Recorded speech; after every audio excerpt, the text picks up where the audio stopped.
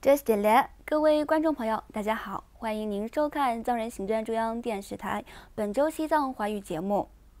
今天是藏历2145年1月16号，公元2018年3月2号。今天的主要新闻有：达赖喇嘛尊者会见美国2位市长；司政赞扬日本对西藏自由事业的支持；联合国人权专家敦促中国释放扎西维瑟；国际人权组织敦促联合国成员国向中国施压；藏人代表在日内瓦游说活动圆满结束。下面请看详细内容。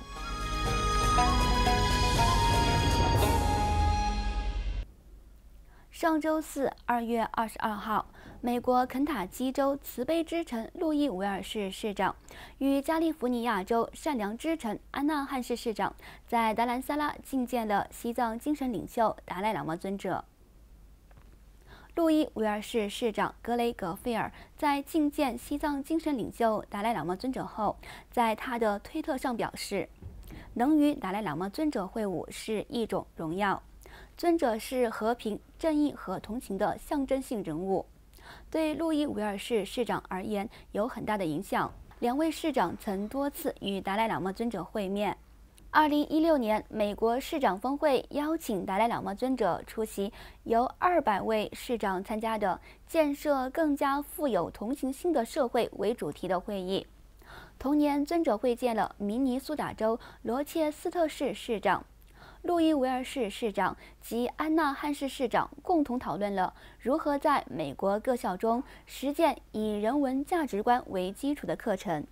另外，2月22号，藏人行政中央司政洛萨桑格因日本雪山下的火焰组织的邀请，在大阪市礼堂向该校250多名各界政要和民众发表了讲话，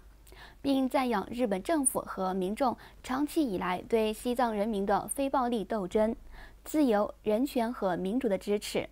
日本执政党的自民党议员、日本议会跨党派支持西藏小组秘书长长尾高志先生等数名议员出席了演讲会。司政洛萨桑格在演讲会上表示，国际社会对中国入侵西藏的事实漠不关心，还让中共继续践踏世界各国的主权。对于国际社会而言，中共入侵西藏是一个应该警惕的例子。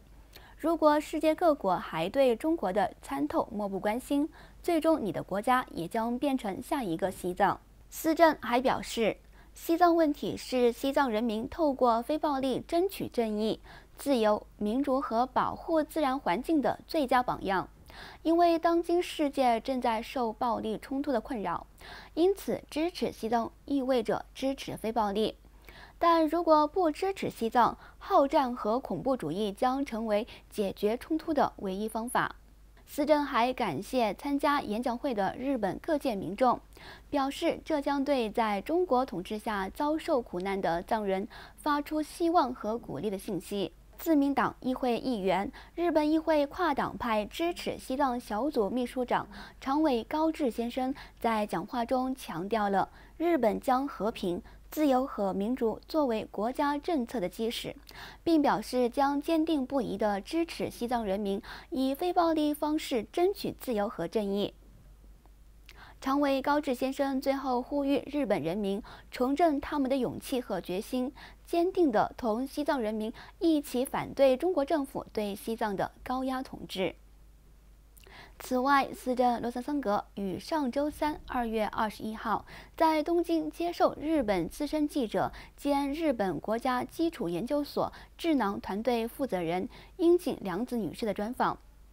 同一天，司政还接受了北海道新闻、日本时报、日本新闻周刊和朝日新闻等主流报社的采访。在访谈期间，司政洛萨桑格讲述了中国政府对西藏的镇压、对西藏文化和宗教的威胁和西藏生态环境恶化等问题，强调国际支持西藏人民的非暴力斗争的重要性。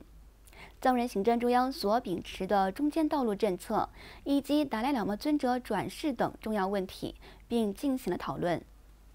另外，日前在瑞士日内瓦召开的第10届人权与民主峰会上，联合国人权专家组织发布声明，对西藏母语保护者扎西文瑟被监禁的状况表示担忧，并敦促中国当局立即释放他。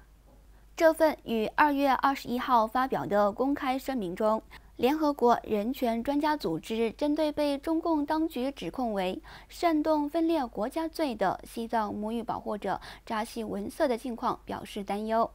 谴责中共当局将扎西文瑟在藏地捍卫和行使言论自由的行为定为刑事犯罪。专家们敦促中国当局尊重和维护其宪法赋予少数民族的权利，让使用和宣传本民族文化和语言的相关人士不受限制和报复，以及被定罪。2017年11月，联合国任意拘留问题工作组在第80届日内瓦会议上提出了关于中共当局拘留扎西文瑟的案件。该组织敦促中国立即采取必要步骤，纠正对扎西文瑟的指控，并使其符合包括世界人权宣言在内的相关国际法律的准则。与此同时，在联合国人权理事会与日内瓦召开第37届人权会议之际，国际人权组织向特定的联合国成员国代表发出信件，敦促联合国人权理事会在会议上对中国进行施压，让中国对其犯下的人权迫害案负责。在信件中，人权团体主要注明了5位维权人士的案件，其中包括西藏母语保护者扎西文瑟被中共当局审判一案。人权组织要求联合国成员国谴责中国侵犯人权的行为，同时就上述5个人权侵犯案向中国政府施加压力。5名维权人士包括刘霞、维权律师王全璋、瑞典籍华裔学者桂明海和西藏母语保护者扎西文瑟，以及著名维权律师于文生。国际人权团体联合在新闻声明中指出，这些仅仅是数百列人权迫害案件中的5列。总之，自习近平主席执政以来，中共当局加强了对包括律师在内的维权人士的严厉镇压的有增无减。声明进一步指出，联合国人权理事会应该采取进一步措施，向中国表明肆意破坏受法律保护的言论自由和结社自由，以及公平审判的权利，更不用说失踪或任意拘留等。对于一个想要成为全球领导者的国家，这些人权迫害案件是不可接受的行为。人权组织还呼吁各国政府向中国政府表明将保护和促进中国的人权，捍卫国际人权体系的价值。接下来，请继续收看最后一则新闻。为了让国际社会和出席联合国人权理事会的各国代表了解西藏境内日益恶化的人权状况，藏人行政中央外交与新闻部和驻日内瓦办事处日前联合举办了一场为期1周的西藏问题游说活动。该游说活动于2月23号圆满结束。鉴于西藏境内不断恶化的人权状况，中国当局不断侵犯世界人权宣言所赋予的权利，以及未能正确执行涉及西藏文化和语言权利的条款。因此，在第37届联合国人权理事会和联合国人权监测机制即将对中国人权记录进行审查前，藏人行政中央外交与新闻部外交处秘书长达波苏囊诺布与驻日内瓦办事处工作人员一同组成的代表团，在日内瓦向联合国办事处和其下属机构会晤了出席第37届联合国人权理事会的各国代表。藏人代表在会晤各国代表和政要时，呼吁各国特派使团和联合国人权官员关注西藏境内的人权状况，以及在即将举行的人权理事会会议上与中国代表进行有效的接触，促使中共当局改善西藏恶劣的人权状况。与此同时，上周二，2月20号，在瑞士日内瓦召开的第10届人权与民主峰会上，公布了35名世界各地著名政治犯的处境与简介，并在会场展示了描述政治犯的简要情况海报。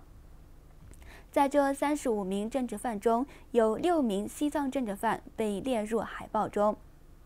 在这批被列入海报的政治犯中，第11世班禅喇嘛更登却吉尼玛被标示为世界上服刑时间最长的政治犯之一。到目前为止，他被监禁了8315天。除第11世班禅喇嘛之外，其他5名藏人政治犯分别为洛桑公雀僧人，被监禁1907天。